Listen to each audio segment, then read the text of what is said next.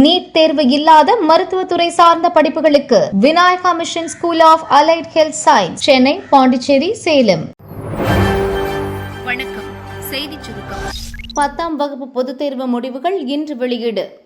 2025-26 கல்வியாண்டுக்கான 10ஆம் வகுப்பு பொதுத் தேர்வு முடிவுகள் இன்று காலை 9:30 மணிக்கு வெளியாக உள்ளது. பள்ளி கல்வித்துறை அமைச்சர் ராஜ்மோகன் சென்னை கோட்டூர்புரம் அறிஞர் அண்ணா நூற்றாண்டு நூலக வளாகத்தில் பொதுத் தேர்வு முடிவுகளை வெளியிட உள்ளார். மாணவர்கள் தங்கள் தேர்வு முடிவுகளை www.tnresults.nic.in, www.dge.tn.gov.in, results.digilocker.gov.in ஆகிய இணையதள முகவரிகளில் தங்கள் பதிவெண் மற்றும் பிறந்த தேதி ஆகியவற்றை பதிவு செய்து தேர்வு முடிவுகளை அறிந்து கொள்ளலாம். மேலும் மாணவர்கள் தாங்கள் படித்த பள்ளிகளிலும் தேர்வு முடிவுகளை அறிந்து கொள்ளலாம். இது தவிர பள்ளி மாணவர்கள் தாங்கள் பயின்ற பள்ளிகளில் சமர்ப்பித்த செல்போன் எண்ணிற்கும், தனி தேர்வர்கள் தாங்கள் ஆன்லைனில் விண்ணப்பிக்கும் போது வழங்கிய செல்போன் எண்ணிற்கும் குறுஞ்செய்தி வாயிலாக தேர்வு முடிவுகள் அனுப்பப்படும் என தெரிவிக்கப்பட்டுள்ளது. 10ஆம் வகுப்பு பொதுத் தேர்வு முடிவுகள் வெளியாக உள்ள நிலையில் மனநல ஆலோசனை தேவைப்படும் மாணவர்கள் நட்புடன் உங்களோட திட்டம் மூலம் அரசு வழங்கும் எண்களை தொடர்பு கொள்ளலாம் என தமிழக அரசு தெரிவித்துள்ளது. எனவே டெலி கவுன்சிலிங் தேவைப்படும் மாணவர்கள் மற்றும் பெற்றோர்கள் தயங்காமல் 14416 அல்லது 104 ஆகிய தொலைபேசி எண்களில் தொடர்பு கொண்டு மனநல ஆலோசனைகளை தவறாமல் பெற்றுக்கொள்ளலாம். பயிற்சி பெற்ற மனநல ஆலோசகர்கள், மருத்துவர்கள் மூலம் கட்டணமின்றி இச்சேவை வழங்கப்பட்டு வருகிறது. விஜய் அமைச்சரவையில் விசிக புள்ளி மற்றும் பலர் மெகா ட்விஸ்ட். தமிழக முதல்வராக தாவேக தலைவர் விஜய் பதவியேற்ற போது அவருடன் செங்கோட்டையன், ஆனந்த், ஆதவ் அர்ஜுனா, நிர்மல்குமார், கீர்த்தனா உட்பட 9 பேரும் அமைச்சர் பதவியை ஏற்றனர். சில நாட்களுக்கு முன்புதான் முதல்வர் மற்றும் 9 அமைச்சர்களுக்கும் துறைகள் ஒதுக்கீடு செய்யப்பட்டன. இந்த பரபரப்பான சூழலில்தான் வியாழக்கிழமை அமைச்சரவை விரிவாக்கம் நடக்க இருப்பதாக தகவல் வெளியாகியுள்ளது. புதிய அமைச்சர்களுக்கு பதவி பிரமாணம் செய்து வைப்பதற்காக முந்தைய நாளே கவர்னர் அர்லேக்கர் கேரளாவில் இருந்து வர இருக்கிறார். இது தொடர்பாக தாவேக வட்டாரம் கூறியது. முதல்வர் விஜயையும் சேர்த்து இதுவரை 10 பேர் அமைச்சர்களாக பதவியேற்றுள்ளனர்.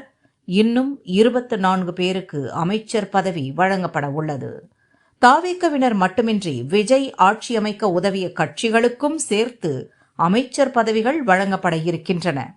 அந்த வகையில் முதல் ஆளாக ஆதரவு கரம் நீட்டிய காங்கிரசுக்கு 2 அமைச்சர் பதவி ஒதுக்கப்பட இருக்கிறது. அதில் ஒன்று காங்கிரஸ் சட்டசபை குழு தலைவர் ராஜேஷ்குமாருக்கு கிடைப்பது உறுதியாகிவிட்டது. இன்னொரு அமைச்சர் பதவியை யாருக்கு வழங்கலாம் என்று காங்கிரஸ் தீவிரமாக யோசித்து வருகிறது. அதிமுக 2 துண்டாக உடைந்துவிட்ட நிலையில் எஸ்பி வேலுமணி, சி.வி. சண்முகம் தலைமையிலான 25 எம்எல்ஏக்கள் ஓட்டெடுப்பின் போது விஜய்க்கு ஆதரவு தெரிவித்தனர். தாவேக தலைமையிலான அரசு நிலையான ஆட்சி செய்ய தொடர்ந்து ஆதரவு வழங்குவோம் என்றும் உறுதி அளித்துள்ளனர். இந்த நிலையில் அந்த டீமுக்கும் அமைச்சர் பதவிகள் வழங்க முடிவு செய்யப்பட்டுள்ளது. 8 பேருக்கு அமைச்சர் பதவி வேண்டும் என்று வேலுமணி டீம் கோரியது. ஆனால் அவ்வளவு எண்ணிக்கை கொடுப்பது கடினம். இறுதியாக 5 பேருக்கு அமைச்சர் பதவி தருகிறோம் என்று எங்கள் தலைமை கூறியுள்ளது. வெளியில் இருந்துதான் ஆதரவு, அமைச்சரவையில் இடம் வேண்டாம் என்று 2 கம்யூனிஸ்ட் கட்சிகளும் கராராக சொல்லிவிட்டன. அதே கூற்றைத்தான் திருமாவளவனும் கூறினார். இருப்பினும் விசிகவுக்கு ஒரு அமைச்சர் பதவியை கொடுப்பது தொடர்பாக பேச்சுவார்த்தை நடக்கிறது. 2 எம்எல்ஏக்களில் ஒருவருக்கு அமைச்சர் பதவி கிடைக்க சான்ஸ் அதிகம். வியாழக்கிழமை 24 பேர் பதவியேற்க இருக்கும் நிலையில் வேலுமணி டீமுக்கு 5, காங்கிரசுக்கு 2, விசிகவுக்கு 1 என மொத்தம் 8 அமைச்சர் பதவி மற்ற கட்சிகளுக்கு போகிறது.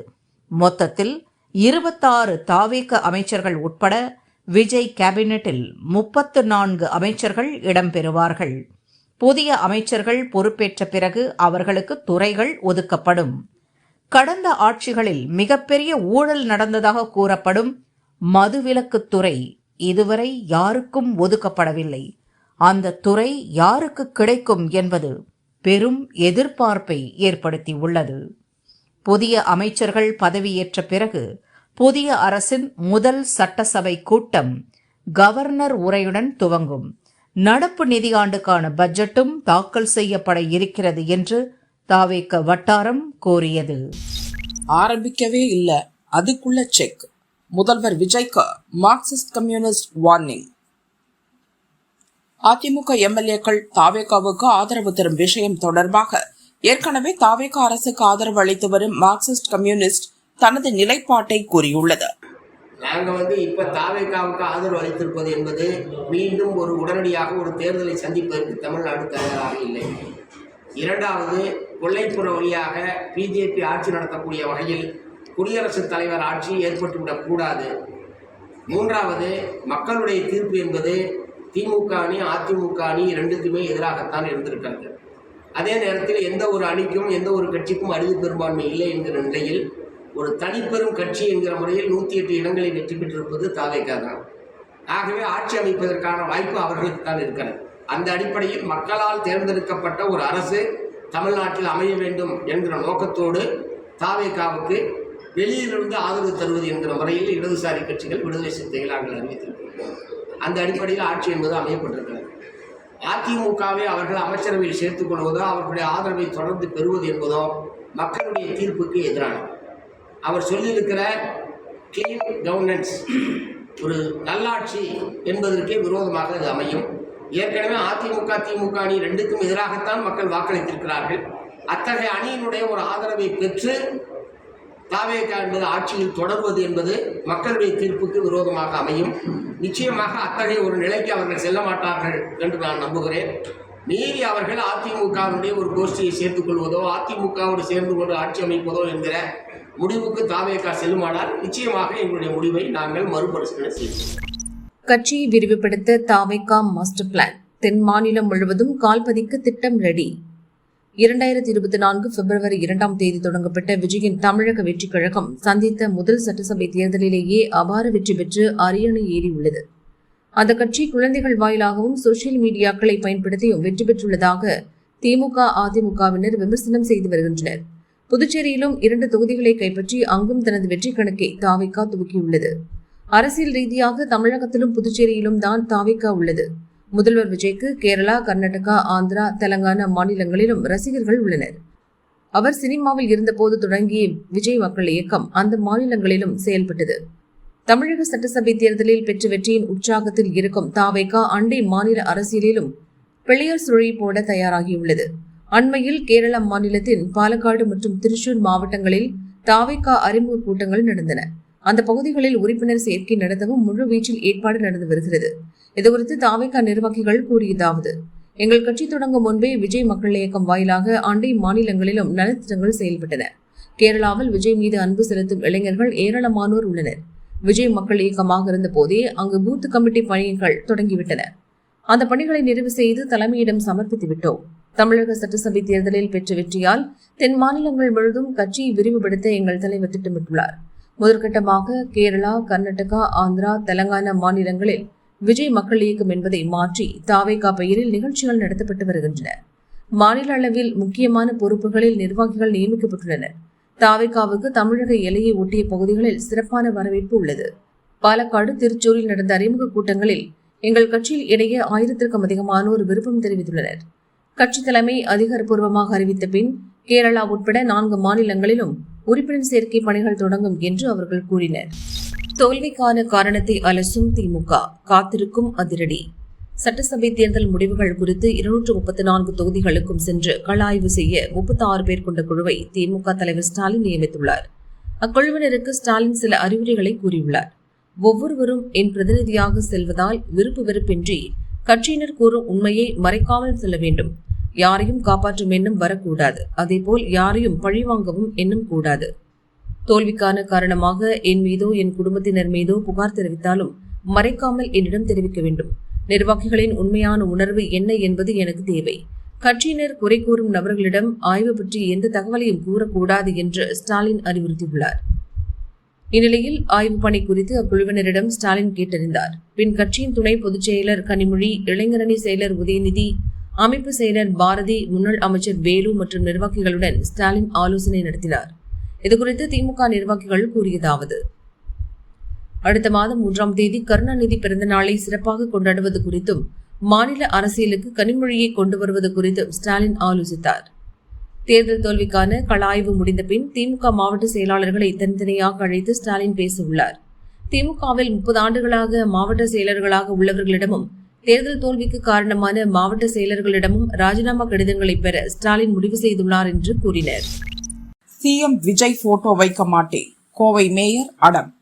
தமிழகத்தில் அனைத்து அரசு துறை அலுவலகங்களிலும் அதிகாரப்பூர்வமாக தேர்வு செய்து முதல்வர் விஜய் போட்டோவை செய்தி மக்கள் தொடர்புத்துறை அனுப்பி வைத்தது. கோவை மாநகராட்சியில் கமிஷனர், துணை கமிஷனர் உள்ளிட்ட அதிகாரிகள் மற்றும் கூட்டரங்குகளில் விஜயின் போட்டோ மாட்டப்பட்டது. மேயர், துணை மேயர் மற்றும் நிலைக்குழு தலைவர்கள், மண்டல தலைவர்களுக்கு மாநகராட்சி அலுவலகத்துக்குள் அறை ஒதுக்கப்பட்டுள்ளது. இவர்கள் அனைவரும் திமுகவை சேர்ந்தவர்கள். துணை மேயர் வெற்றி செல்வன் தன் அறையில் முதல்வர் விஜய் போட்டோ வைப்பதற்கு எந்த ஆட்சேபமும் தெரிவிக்கவில்லை.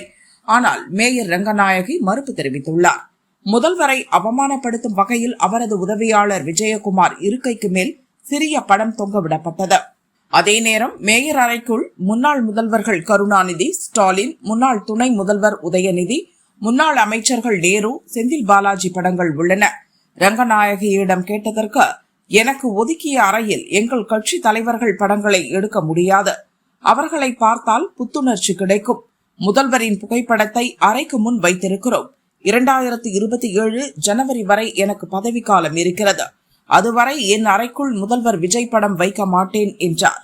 இதேபோல் மண்டல தலைவர்கள் மற்றும் நிலைக்குழு தலைவர்களின் அறைகளிலும் முதல்வர் போட்டோ வைக்க ஆட்சேபம் தெரிவித்துள்ளனர். மேற்காசியாவில் தொடரும் போர் பதற்றம். பெட்ரோல் டீசல் விலையில் இனி தினமும் மாற்றம். சர்வதேச சந்தையில் கச்சா எண்ணெய் விலை நிலவரத்திற்கு ஏற்ப நம் நாட்டில் பெட்ரோல் டீசல் விலையை தினமும் மாற்றி அமைக்கும் நடைமுறை 2017 ஜூன் முதல் அமலுக்கு வந்தது. அதன்படி தினமும் நள்ளிரவு 12 மணிக்கு அடுத்த நாளுக்கான பெட்ரோல் டீசல் விலை நிர்ணயம் செய்யப்பட்டதால் பெட்ரோலிய பொருட்களின் விலையில் தினமும் ஏற்ற இறக்கம் காணப்பட்டது. 2021 தமிழகத்தில் 1 லிட்டர் பெட்ரோல் டீசல் 100 ரூபாயை கடந்தது. இதையடுத்து இந்த ஆண்டு தீபாவளிக்கு பெட்ரோல் விலை லிட்டருக்கு 5 ரூபாயும் டீசல் விலை லிட்டருக்கு 10 ரூபாயும் குறைக்கப்பட்டது. அதன்பின் பெட்ரோலிய பொருட்களின் விலை பல நாட்களாக மாறாமல் இருந்தது. 2022 மே மாதம் பெட்ரோல் டீசல் மீதான கலால் வரியை மத்திய அரசு குறைத்ததால் பெட்ரோல் விலை லிட்டருக்கு 8 ரூபாயும் டீசல் லிட்டருக்கு 6 ரூபாயும் விலை குறைந்தது. 2024 பெட்ரோல் டீசல் விலை லிட்டருக்கு 2 ரூபாய் குறைக்கப்பட்டது. அதன்பின் பெட்ரோல் டீசல் விலையில் தினசரி அடிப்படையில் மாற்றம் செய்யப்படவில்லை. மேற்காசியாவில் இந்த ஆண்டு மார்ச்சில் ஏற்பட்டுள்ள போர் காரணமாக சர்வதேச சந்தையில் கச்சா எண்ணெய் விலை உயர்ந்தது. இதனால் நம் நாட்டின் பொதுத்துறை எண்ணெய் நிறுவனங்கள் வேறு வழியின்றி கடந்த வெள்ளிக்கிழமை பெட்ரோல் விலை லிட்டருக்கு 3 ரூபாய் 14 காசு, டீசல் விலை லிட்டருக்கு 3 ரூபாய் 11 காசையும் உயர்த்தியது. இதையடுத்து பெட்ரோல் லிட்டருக்கு 103 ரூபாய் 67 பைசாவாகவும் டீசல் லிட்டருக்கு 92 ரூபாய் 25 பைசாவாகவும் விற்பனையானது. 4 ஆண்டுகளுக்கு பின் பெட்ரோல் டீசல் விலை உயர்த்தப்பட்டதால் மக்கள் அதிர்ச்சியடைந்தனர். இந்நிலையில் நேற்று மீண்டும் நாடு முழுவதும் பெட்ரோல் விலை லிட்டருக்கு 22 காசும் டீசல் 86 காசும் உயர்த்தப்பட்டது. இனி சர்வதேச சந்தை நிலவரத்திற்கு ஏற்ப பெட்ரோல் டீசல் விலையை தினமும் மாற்றி அமைப்பது என எண்ணெய் நிறுவனங்கள் முடிவெடுத்துள்ளதாக தகவல் வெளியாகியுள்ளது. பல நாடுகளில் பெட்ரோல் டீசல் தட்டுப்பாடு நிலவுகிறது. அங்கு விற்கப்படும் பெட்ரோலிய பொருட்களின் விலையை விட நம் நாட்டில் தற்போது விலை குறைவாகவே உள்ளது. கச்சா எண்ணெய் விலை தினமும் உயர்ந்து வருவதால் பெட்ரோல் டீசல் விலை ஏற்றத்தை தவிர்க்க முடியாது. இனி பழைய நடைமுறையை பின்பற்றி தினமும் விலை நிர்ணயம் செய்வது குறித்து ஆலோசித்து வருவதாக பொதுத்துறை எண்ணெய் நிறுவன அதிகாரிகள் கூறினர்.